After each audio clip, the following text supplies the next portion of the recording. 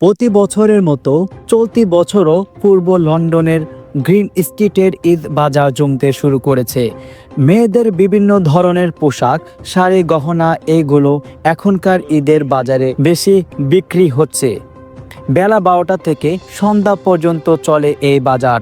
আমরা এই ভিডিওতে ক্রেতা বিক্রেতাদের অভিমত শুনব।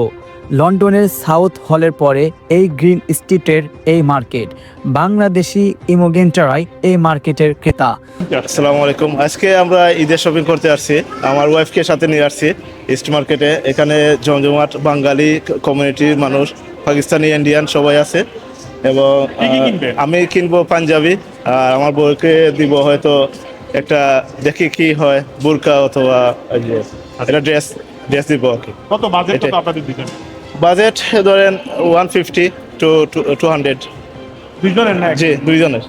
দিতে পারে কাপড় কাপড় মিলবে এখানে, রিজনাল প্রাইসে আছে কাপড়। যেমন পাঞ্জাবি 50 থেকে 60 পাউন্ডে মোটামুটি ভালো ধরনের পাঞ্জাবি পাওয়া যায়। এবং বাড়ির জন্য কত বাজেট? বাবির জন্য 120। এই তো আবায়া অথবা ইয়ে দিব আর কি। দেখি উনি কি চয়েস করে।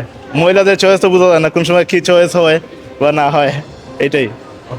ওকে, আসসালামু আলাইকুম। চ্যানেল কিংডম লন্ডন, আসসালামু আলাইকুম।